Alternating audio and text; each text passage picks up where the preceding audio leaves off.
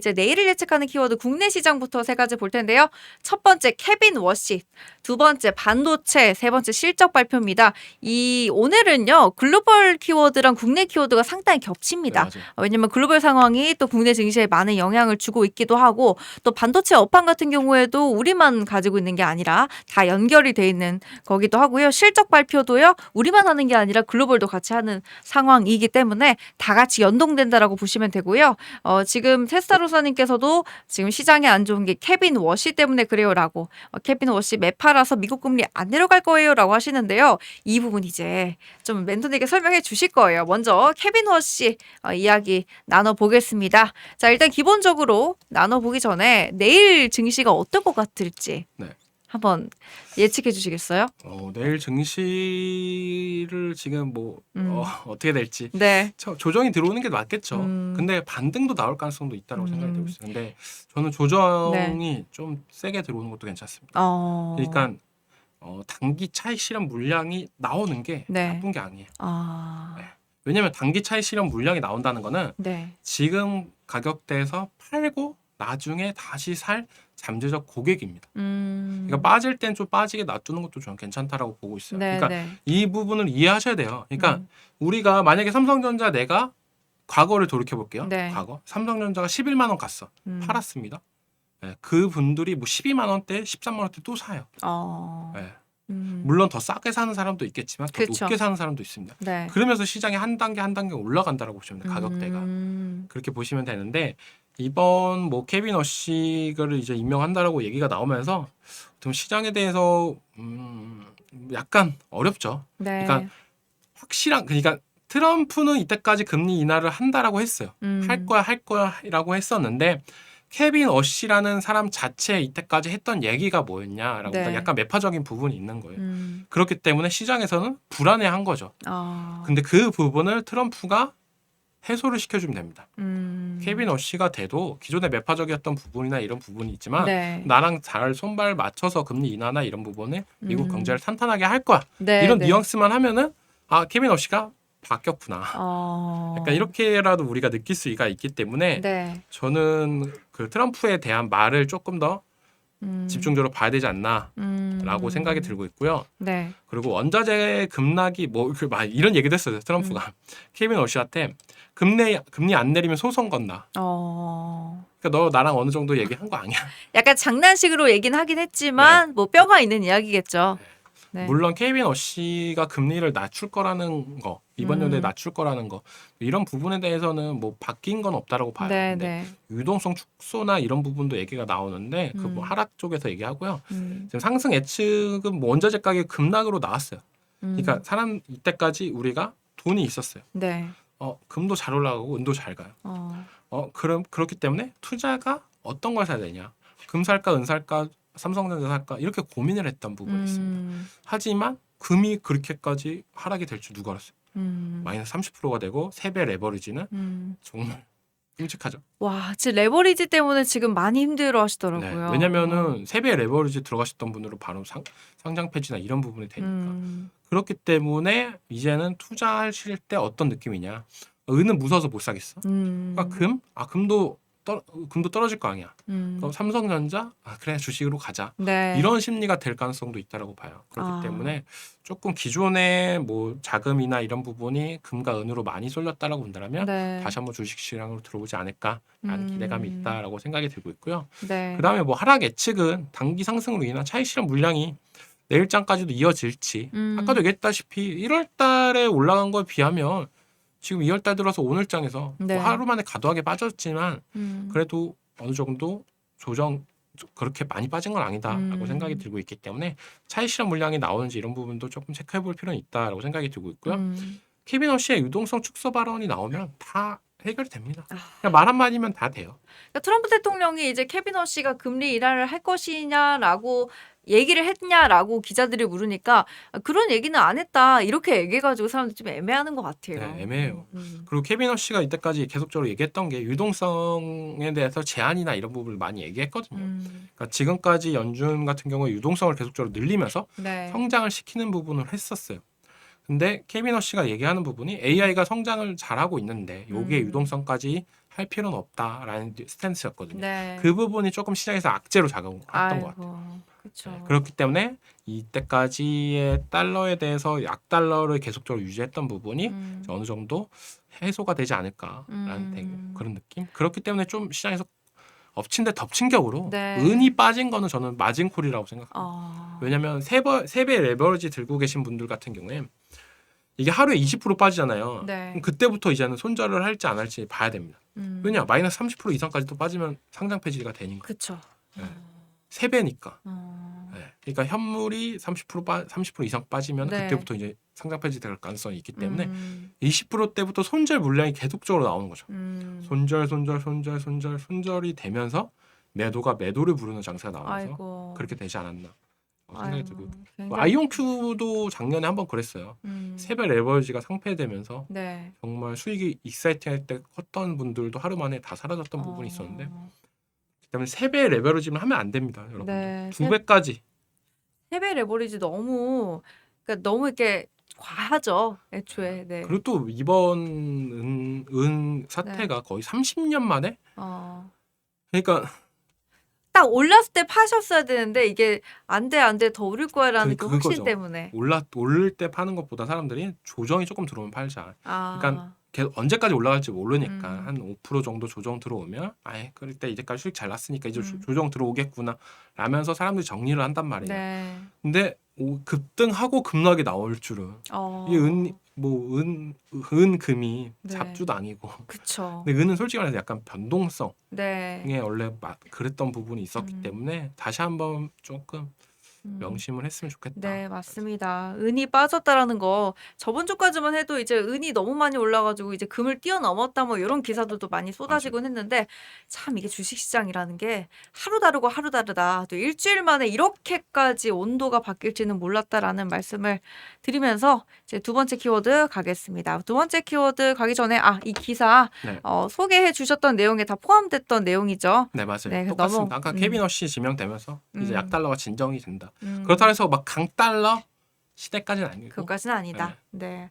약달러 압력이 진정됐다라고 하시면서 그러면서 또 이제 동시에 우리 환율도 조금 오르는 그런 네, 추세가 맞아요. 나오긴 했는데 환율이 또 저번 주에 떨어져가지고 참 좋았다라고 했지만 다시 올랐습니다. 자, 우리 다양한 분들 와주셨네요. 우리 성수님도 안녕하세요. 자, 다음 페이지 보여주시면요. 두 번째 키워드 반도체 가겠습니다. 자, 오늘 주도 섹터 특징 두 가지 강남 고속터미널 재개발 관련주 그리고 우주항공주가 좀 떴다. 우주항공주 같은 경우에는 아무래도 스페이스X 관련 기대감 아까 설명을 해주셨는데 이 강남고속터미널 얘기를 조금 해야 될 것 같아요. 이게 원래 이제 천이고속이라고 네, 해가지고 너무나도 급격하게 올라가지고 사람들이 이거 위험한 작전주다 조심해야 된다라고 했었었는데 지금 유튜브를 많이 지금 휘감고 있거든요. 이 강남고속터미널 재개발 관련주가 뭐 들어가야 된다 말아야 된다 뭐 얘기가 많더라고요. 매수를 해야 되냐 말아야 되냐? 네네. 굳이 이런 걸 사야 되나? 너무 위험하다. 네, 위험하죠. 물론 뭐 회사의 뭐 천일고속이나 이런 부분 회사를 지켜보면 네. 강남 고속터미널에 대한 지분이나 이런 부분을 갖고 있기 때문에 긍정적으로 평가가 될 가능성은 있어요. 네. 왜 회사가 갖고 있는 시총보다 재산이 더 많기 때문에 그 완전 금사라기 땅이잖아요. 그런 부분 때문에 어떻게 보면 가치를 평가를 재발견이 돼야 된다. 네. 뭐 이런 부분도 있겠지만 제일 중요한 건 회사가 하고 있는 업무로 돈을 많이 버냐도 중요합니다. 네, 그러니까 우리가 뭐 PBR, PER 뭐 이런 얘기를 하잖아요. 그러니까 천일 고속이라는 것 자체가 고속버스 사업이 그렇게 돈을 많이 버는 산업은 아니기 때문에 네네. 시장에서 그런 평가를 받아왔다라고 보실 수가 있고 자산 가치가 올라가는 건 주가가 재평가는 나오는 건 맞아요. 하지만 주가가 과도하게 많이 올랐고 들어가야 되는 거는 어떻게 보면 여유 자금으로 해야죠. 네. 그리고 조정 들어올 때 해야 됩니다. 그러니까 딱 보시면 돼요. 그러니까 딱 가격이나 이런 부분이 중요한 게 아니라 이 천일고속 같은 경우는 차트를 보시면 네. 3만 원대 주가가 50만 원대 했어요. 네. 네, 말도 안 되죠. 거의 15배 뭐 네. 이상 올라갔던 건데 그 50만 원까지 올라갔던 종목이 이제 절반 정도 조정이 왔습니다. 그러니까 우리가 항상 얘기하는 게 그거예요. 제가 항상 얘기하는 게 그러니까 고점을 찍고 반토막이 나면 한 번 정도 조정을 해도 돼요. 그러니까 네. 50만 원까지 찍고 나서 조정 구간이 25만 원이잖아요. 이때는 한 번 정도 해도 돼요. 네네. 왜냐? 진짜 50만 원짜리가 반토막이 났어요. 그쵸. 그러면은 한 번은 해봐도 돼요. 그쵸. 그쵸. 한 번은 그렇기 때문에 이 네. 가격대에서 지금 반등이 나왔던 겁니다. 어. 이 가격대에서 네. 한 번은. 그러니까 저는 두 번까지는 말을 못 해요. 근데 어. 한 번 우리가 그런 얘기가 있잖아요. 음.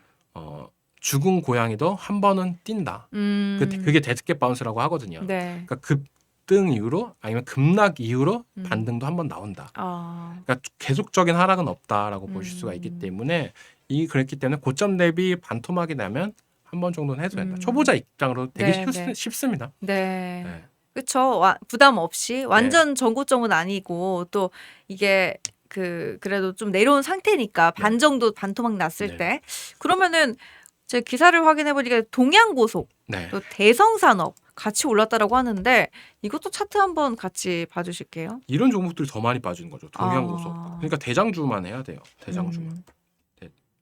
네, 이 종목도 7,000원짜리가 네. 17만 원까지 갔었고. 아이고. 근데 천일고속 같은 경우가 더 재장주긴 하죠. 네. 천일고속이.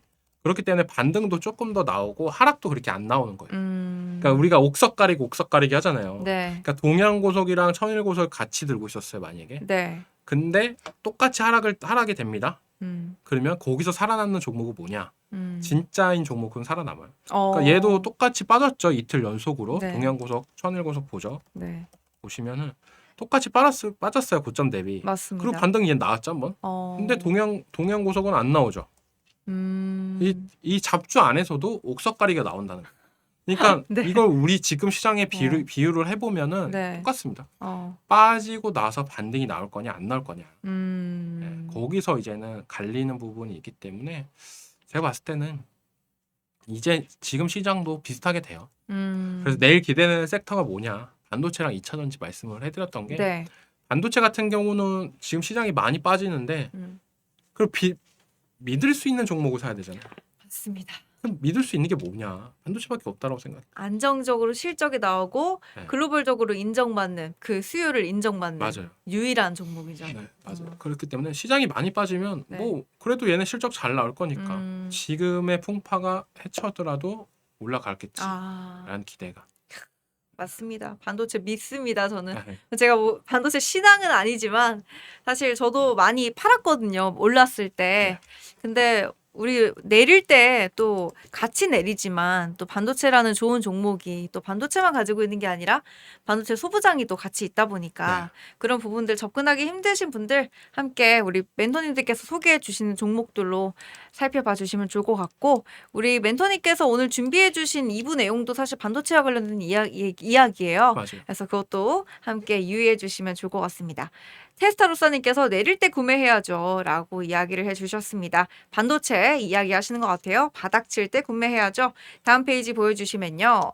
그렇게 해서 아까 잠깐 말씀 주셨던 기사 내용 다시 잠깐 읽어드리면 반도체는 2배가 증가했다. 실적을 이야기를 해주시는 거고 슈퍼사이클이 계속 지속이 되고 있고 수출액은 전년 동기 동월 대비 2배 이상 증가를 했다. 자동차 수출 그리고 하이브리드카 등등등 역대 1월 중에서 2위에 해당하는 기록이다. 무역 수지 연속 흑자 달성했다. 좋은 소식이니까 한 번 더 읊어드렸습니다.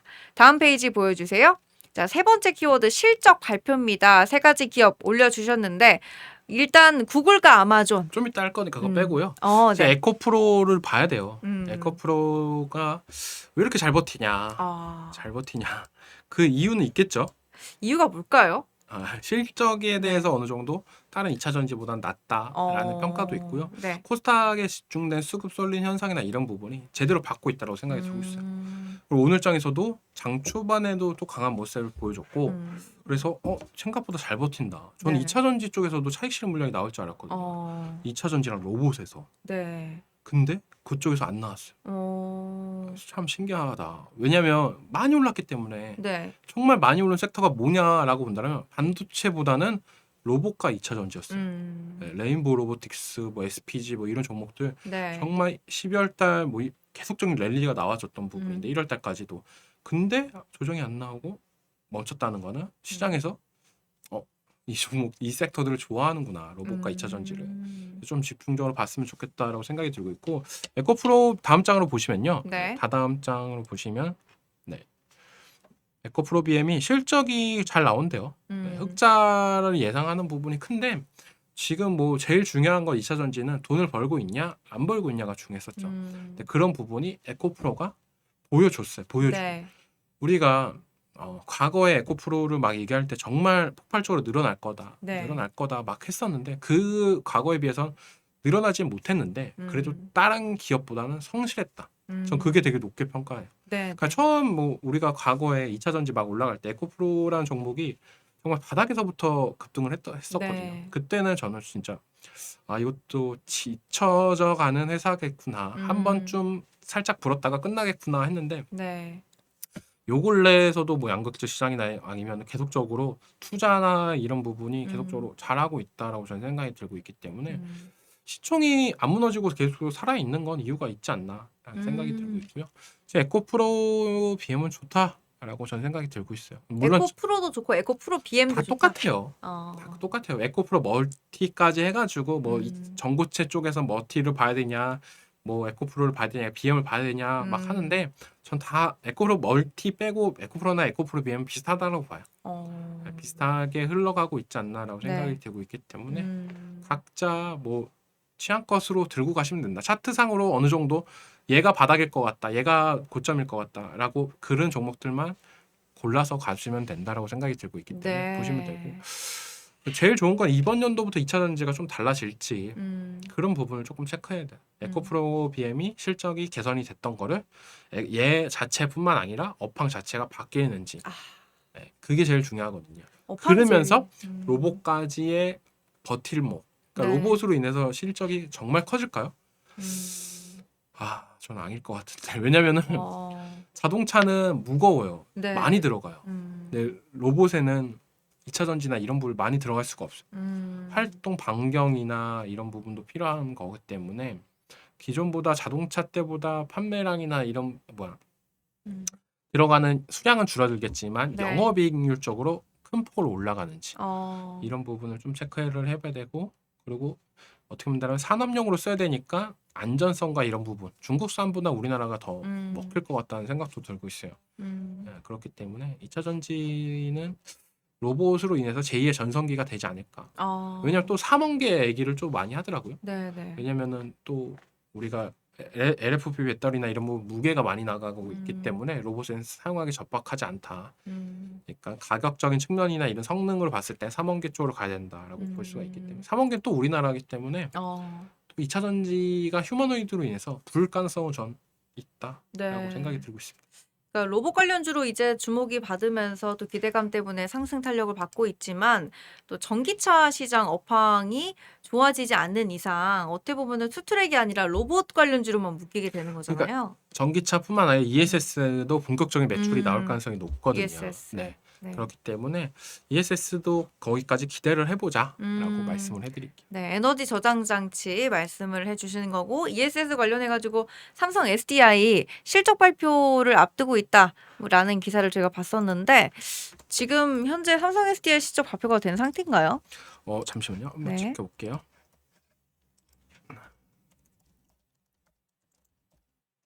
4분기 실적이 나왔네요. 나왔네요. 네. 오늘 나왔네요. 네. 간단하게. 손실이에요. 아, 영업 손실로 1조 7천억. 그러니까 에코프로가 네. 잘하고 있다는 이유가 이거예요. 그러니까 어. 다른 기업들 손실인데 얘는 돈을 벌고 있네. 그럼 이 회사만의 뭔가 노하우가 있는 겁니다. 아. 인원 감축을 했던 아니면은 자기만의 기술력 개발, 영업 루트가 있던 음. 이런 부분이 성적표로 나온 거기 때문에 에코프로를 조금 더 이번 주는 지켜봐야 된다. 2월 네. 5일 날 실적 발표가 있고 그리고 이스페타시스를 왜 말씀을 해드리냐. 네. 2월 4일 날 구글의 실적 발표가 있기 때문에 이스페타시스가 구글의 TPU에 들어간다라고 하면서 한 차례 크게 올라줬던 적이 있어요. 네. 그렇기 때문에 구글의 실적이나 뭐 이런 부분에서 잘 나와준다라고 본다면 이스페타시스가 요즘 조정이 많이 들어왔는데 다시 한번 반등의 거리가 나올 가능성은 있다라고 생각이 들고 있습니다. 네. 이스페타시스까지 두 종목을 지켜보자. 두 종목을 함께 지켜보도록 하자라고 하셨습니다.